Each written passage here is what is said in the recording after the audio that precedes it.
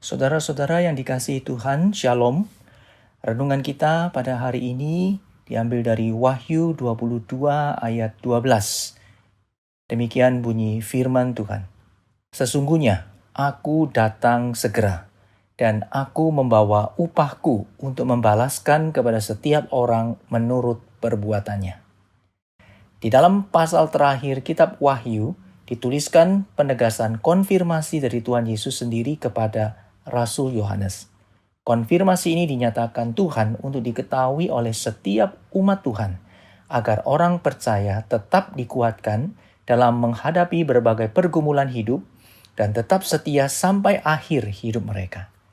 Dan kebenaran ini juga berlaku bagi setiap umat Tuhan yang hidup di zaman ini dalam menghadapi berbagai tantangan yang ada dalam berbagai bentuk dan kesulitannya. Melalui firman Tuhan ini, kita menemukan dua hal penting yang menguatkan iman kita. Yang pertama, kepastian kedatangannya. Tuhan Yesus berkata, "Sesungguhnya aku datang segera." Banyak orang meragukan kedatangan Tuhan, apalagi bagi mereka yang tidak percaya, bahkan sering menyindir bahwa orang Kristen sudah dibohongi oleh janji itu.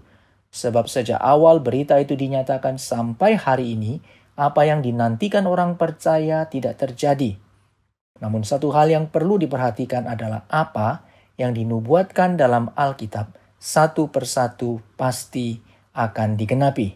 Semua nubuat dalam perjanjian lama sudah digenapi dalam perjanjian baru, dan tinggal satu nubuat yaitu kedatangan Tuhan yang kedua yang diberitakan. Maka sama seperti seluruh nubuat dalam perjanjian lama telah digenapi dalam perjanjian baru, demikian juga nubuatan kedatangan Tuhan Yesus yang kedua akan dan pasti digenapi dalam waktunya. Oleh sebab itu, Tuhan memberikan konfirmasi dengan pernyataan khusus bagi umatnya melalui Rasul Yohanes, agar orang percaya tetap beriman dan setia mengiring Tuhan sampai akhir. Sebab Tuhan menjamin kebenaran firman-Nya. Ia pasti datang bila sudah genap waktunya. Yang kedua, ada upah atas perbuatan kita. Dalam nats ini Tuhan menyatakan bahwa Ia akan memberikan upah, membalaskan kepada setiap orang atas apa yang telah mereka lakukan. Hal ini menegaskan bahwa tidak ada hal yang tersembunyi di hadapan-Nya. Tuhan melihat segalanya. Perbuatan baik kita, pengorbanan kita, ketaatan kita, dan bahkan pergumulan kita. Ia adil dan akan memberi kita upah dalam anugerah-Nya.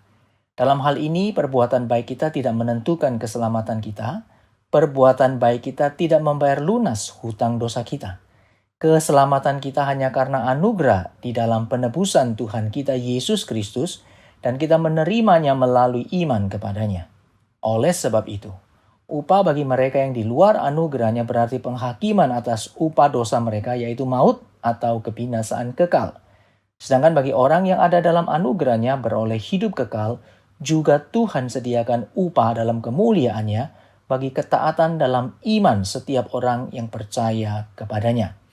Hal ini menjadi sebuah kekuatan dan penghiburan bahwa setiap jerih lelah kita di dalam Tuhan tidak pernah menjadi sia-sia, karena Tuhan menghargai setiap ketaatan dan kesetiaan kita kepadanya.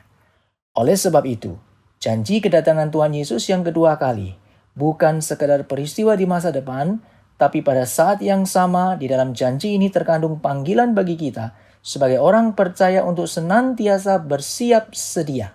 Sederhananya, sama seperti kita mempersiapkan diri untuk kedatangan tamu kehormatan yang penting, terlebih lagi kita harus mempersiapkan hati kita untuk kedatangannya kembali. Pertanyaannya, apakah kita sudah siap sedia untuk berdiri di hadapannya? Sudahkah kita hidup dalam kasih karunia-Nya yang mengubah hidup kita? Apakah kita telah setia menghidupi dan mengabarkan Injil dalam kehidupan kita sehari-hari?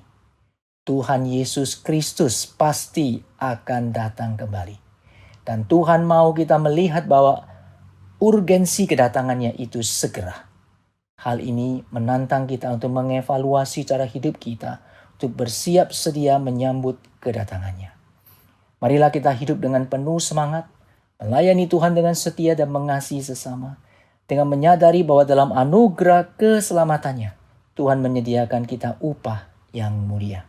Bukan hanya di bumi ini, tapi juga di kekekalan dalam kerajaan sorga. Mari kita berdoa. Tuhan, kami bersyukur atas janji kedatangan-Mu kembali.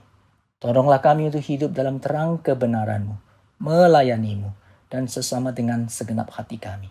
Kiranya hidup kami membawa kemuliaan bagi nama-Mu, dan kiranya kami senantiasa siap sedia untuk menyambut hari kedatangan-Mu kembali. Tolong dan pimpinlah hidup kami. Dalam nama Tuhan Yesus kami berdoa. Amin.